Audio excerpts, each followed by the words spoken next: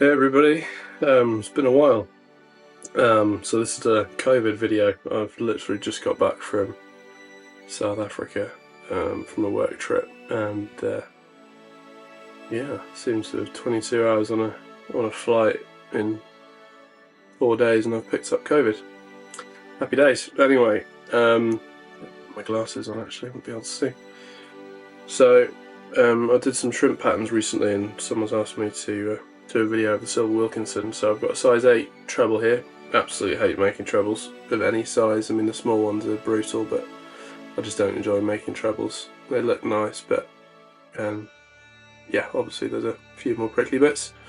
So I'm on 8/0 uni thread here. I'm just tying in a silver tag at the back here. It's a lovely looking fly that's really colourful, but to be honest, it's never a fly that I've had in my fly box, so I can't really tell you why. That's just the way it is, for no particular reason. So I'm just going to tie in the rear tag here, which generally you can't see, but I kind of tie it in to support the rump feather that we're going to put in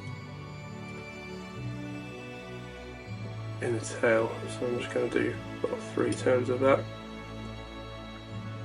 Tie them in. Hand's looking a bit special at the moment because I got the light too close. Anyway, so I'm just going to cut him off. Probably just leave a little tag there to tie in to keep it nice and strong. Just making sure you can see this enough. Okay, right, so I've got loads of patches of these really nice pheasant rump feathers, kind of a brown rather than that lighter colour. This is one I shot earlier. I shot some of these last season, and Andre at AM very kindly dyed them for me. Really, really nice colours, so I'll be probably getting some more of these this season, so if anyone wants any, let me know. So I've got the rump feather here, so I'm just going to strip out the bottom bits, as you can see there. So I'm just going to get the top bit ready. So that's what I'm going to be tying in. So I'm just going to tie that in here. I'm not too worried about the body here being bulky particularly. I'll show you why in a sec. So I just cut that off and then just leave a few of the hair bits there. As with most, get the scissors, just the fibres in a bit. Again, I'm not really worried about this being too perfect, if you like, for want of a better word. So let's just pop this. It's going to look like a complete mess to start with. And that would spend far too long worrying about where the fibres are going to start with, and obviously hooking myself on the lovely points that are all over the shop here. I'll just try and bend them back a little bit as much as possible. Now, I don't know what the rule is or whatever about how many turns or how much of this you're supposed to use. I generally, depending on how long fibres you want sticking out the back of this, because obviously the longer fibres are down towards the bottom. So I'm just going to brush it a little bit. This is, I'll probably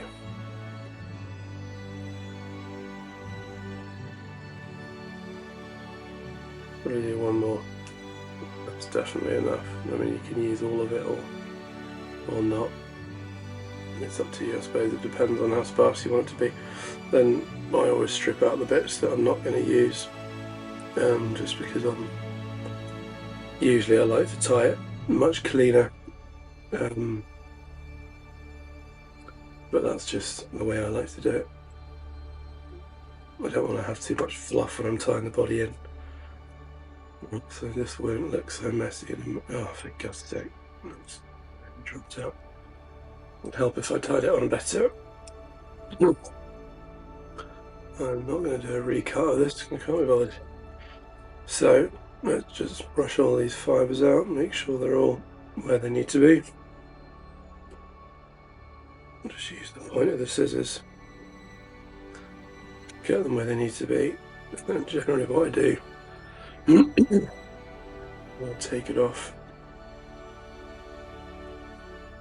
just rub them together a bit like that, just to get them going the way that I want. And then we put it back in the vise like so. Hopefully do it up a bit better this time. So there we go. So I'm going to tie these other bits in and head back. So that's looking nice. Nice tail there.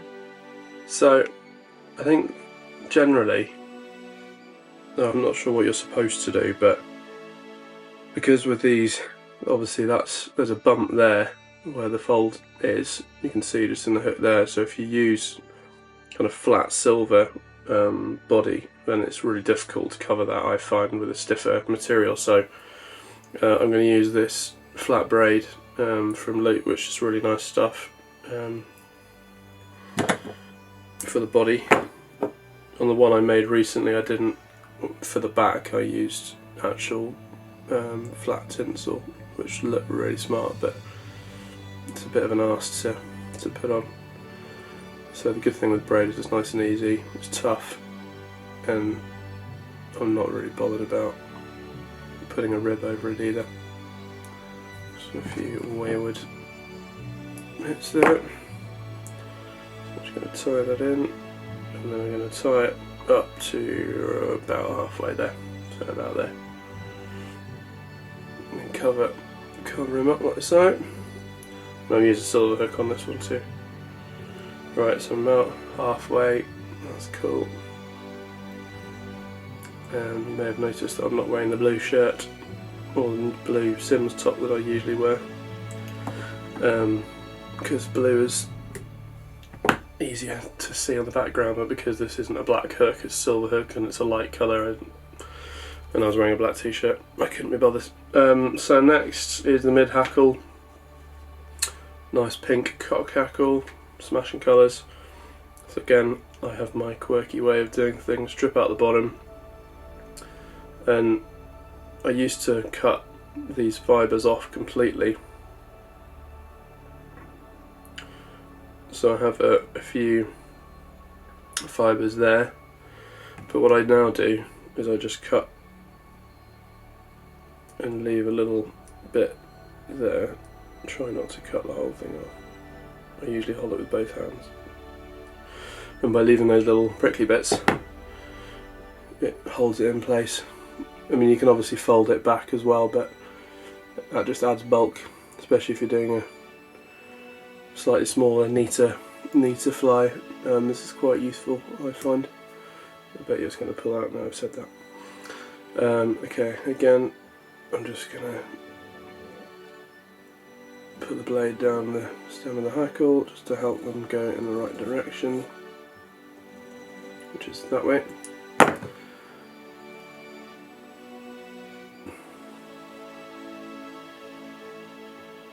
This is where your fingers end up getting hold in.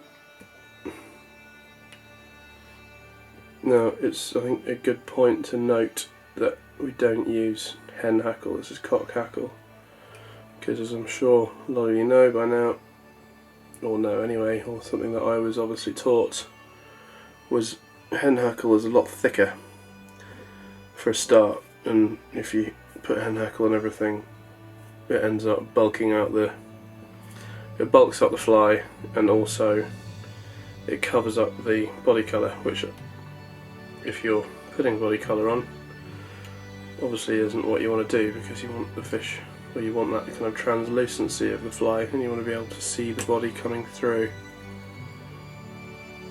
the pattern. And I was definitely guilty of doing that for a long time, because hen hackles are nice and easy to tie in. The vein running through the middle is a lot thinner as well, so it's less bulky, and you know, cock hackles spray up a bit. You know, they're not quite as aesthetically pleasing, if you like, but you can see the silver really nicely through that, so that's the whole point. Right, next bit, tying another bit of the old silver braid, same stuff as before. So this is where this stuff is actually, I think this is where it's good, because it's a lot easier to tie with that bump. So I'm going to tie him in there, go over,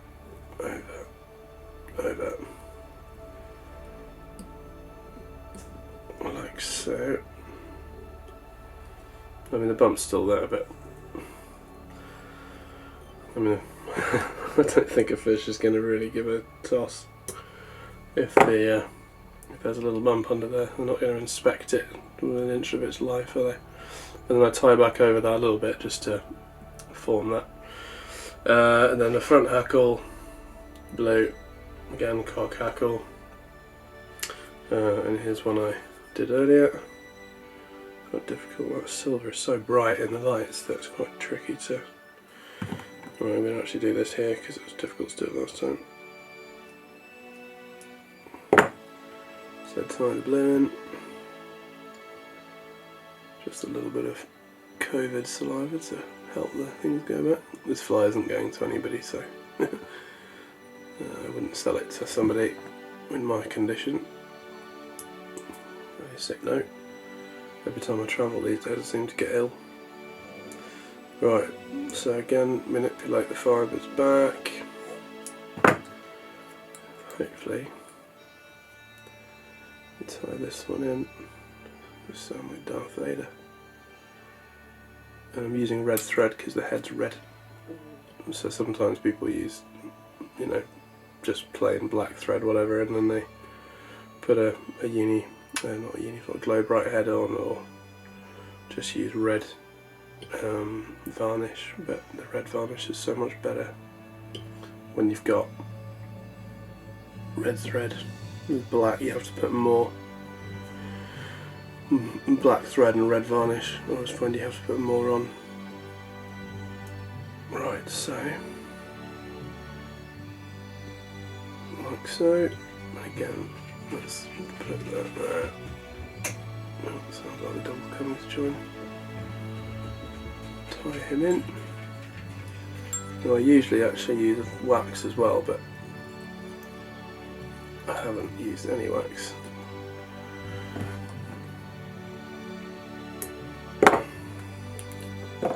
Right, so that is nice and translucent. That looks great, I think, if I don't say so myself. Let's just grab the wax for this last bit. My little chuck and duck rubber ducky. Let's whack a bit on there. Last but not least, the JC. So we'll have slightly bigger eyes on, as the shrimp patterns tend to have. So I'll tie one in there.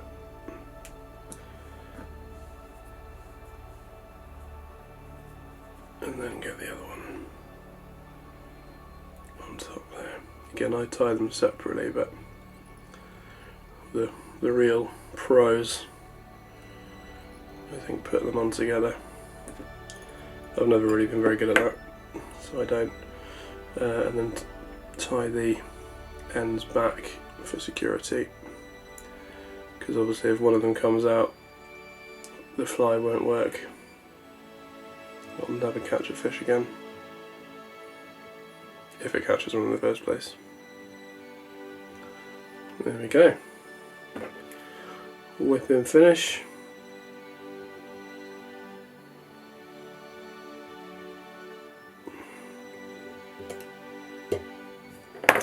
And it's just snaps, and the whip has snapped the thread too.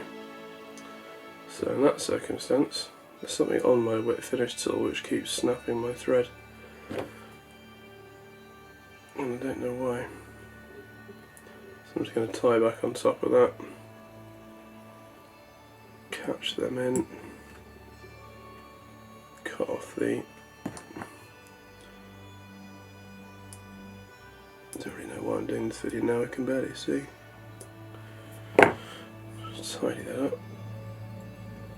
Make sure that's secure. Yeah, we're okay. Let's try that again. Hopefully I won't break this time.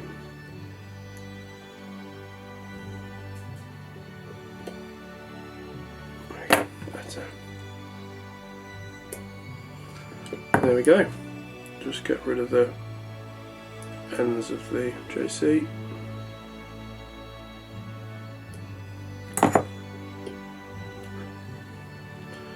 Job done.